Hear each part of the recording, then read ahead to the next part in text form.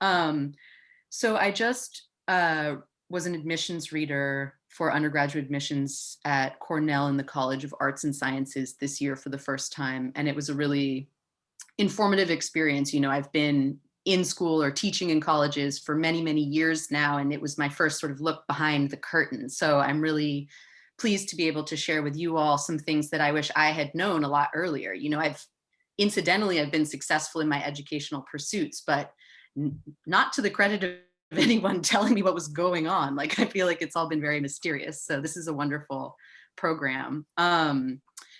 Okay, so the first thing I wanted to say is just that there's a massive difference between early decision and regular decision in terms of how you're going to be evaluated, what criteria are most important, and how much time the admissions readers can spend actually thinking about the decision.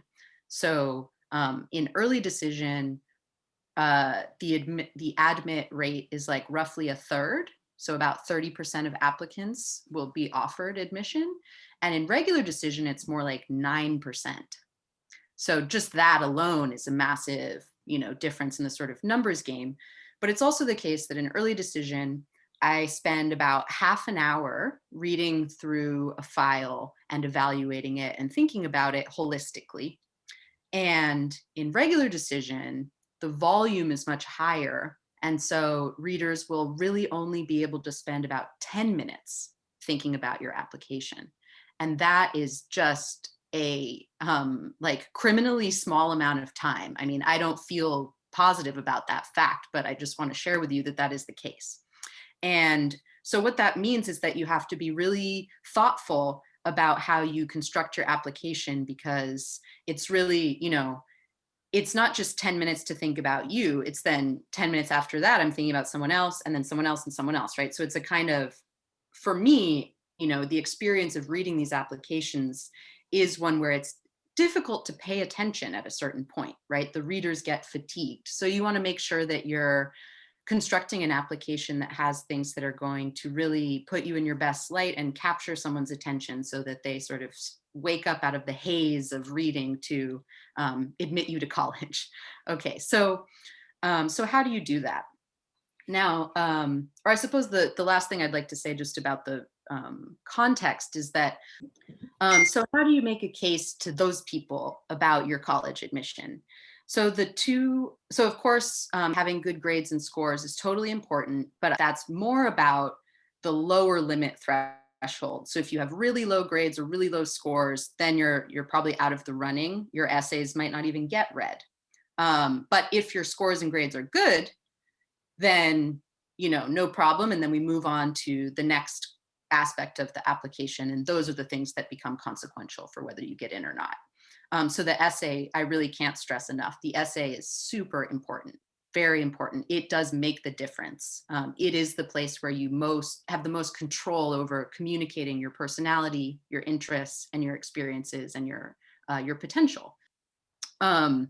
So, and the other thing about grades and scores is it's not so much having the highest grades, it's having the highest grades relative to the highest rigor. So you want to make sure you're taking the most difficult classes that your high school offers and exceeding in those. Having all A's but taking all intro level classes, not very impressive, right? So someone with a high GPA but low rigor would be rejected. Someone with a mediocre GPA but very high rigor might be accepted.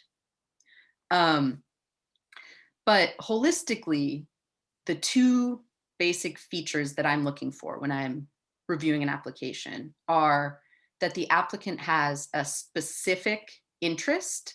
That is to say that you've described what you want to study with some specificity. So definitely declare a major. Doesn't matter if it's just hypothetical. It really doesn't matter. There's no obligation. You do not have to pursue that major once you get there at all. But declaring one is a way to get in, right? It's a way to clarify sort of basically, this is more or less who I am and what I'm up to. It's a first sifting mechanism to allow someone to start to get the picture of who you are. So on the one hand, a specific interest that you articulate in a scholastic register, right? What major, what courses you like, that kind of thing. And a clear sense of purpose. So why do you want to study that? What life experiences or school experiences or what lack of experiences and opportunities has motivated you to want to pursue this specific interest in college? And another way of saying that is the thing that I'm reading for is, how do you imagine yourself and how do you see yourself fitting into the world? And the other thing about that is basically there are some majors that are sort of like um, feeders for specific professions. Like a lot of people want to go to college and major in whatever because what they really want to do is go to med school, or what they really want to do is go to law school. Now, that's an excellent goal, but your undergraduate institution doesn't want to feel like a stepping stone, right? We want to know what are you going to do here and why, right? And it can't just be about your professional plans. It needs to be deeper than that, right? It needs to be actually about, well, why do you want to do that profession? What impact on the world will that have that makes you feel especially drawn to it, right? So you want to get to sort of one deeper level of your social motives, your personality, your personal experiences, and how that's compelling your studies or your plans.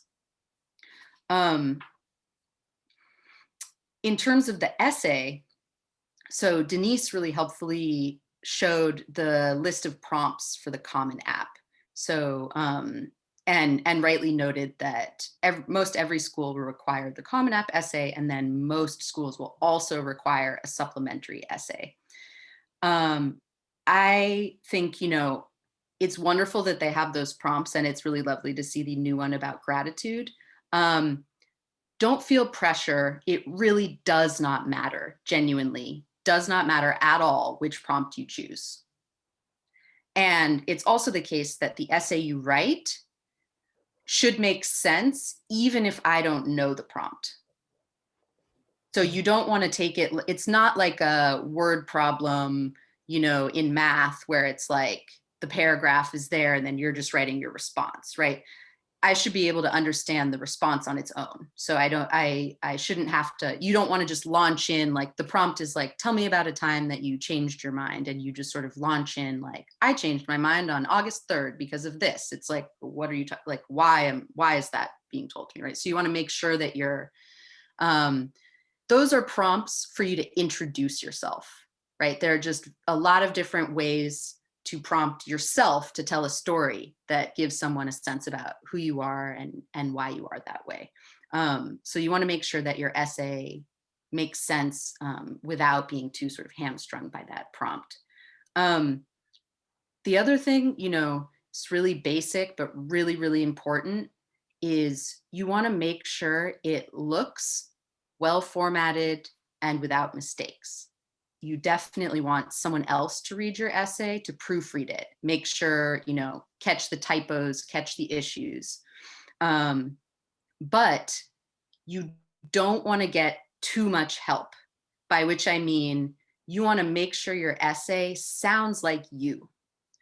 Especially because if you're writing the Common App and a supplementary essay, and you have different people helping you with each, and they have a heavy hand, your two essays aren't going to sound the same as each other. And that's an immediate red flag for me as a reader. And it's also, there's no reason why a high schooler from Hawaii should be writing an essay that sounds like in the voice of a, middle-aged person from elsewhere. You know what I mean? Like you want to sound like yourself. You want to give a sense of you. So whatever idiosyncrasies in your expression are not a problem. So it's just the true mistakes that we want to get rid of, but you want to make sure that you're really using this as an expressive place to give a clear sense of you. And that also means, this is like such an important essay. You really want it to be excellent. So, a lot of people will be hitting the thesaurus. trying to use, okay, now's my shot. I'm going to use those SAT words. I'm going to make sure I sound sophisticated. Don't do that. My suggestion is to be descriptive. Be descriptive. Living on Hawaii, that's unique. Like I read college applications. There are not a lot of applicants from Hawaii. There are applicants from a lot of states, but there are really not a lot of applicants from Hawaii. And so not that in and of itself is so, overwhelmingly specific, but that's a place to start, right? Like you're trying to help a school imagine how you're going to fit into a student body. Most of the people in that student body are coming from other states in the country, right? So you are bringing something regionally specific to the table, and probably a lot of other specific things as well that are more particular to you. Just write a descriptive essay that simply answers the two questions: what am I interested in studying? And what impact do I want that to have on the world? And that world can be defined as expansively or locally as you care. That could mean, how do you want to go to college? How do you want your experience there to have an impact on your community back home, right? That might be the world impact. How do you want your experience going to college might have a really positive impact on your younger siblings or your family, right? That's the world. That's a world, right? So it doesn't have to be about the world writ large, but someone besides yourself, a community context, a familial context, a social context, right?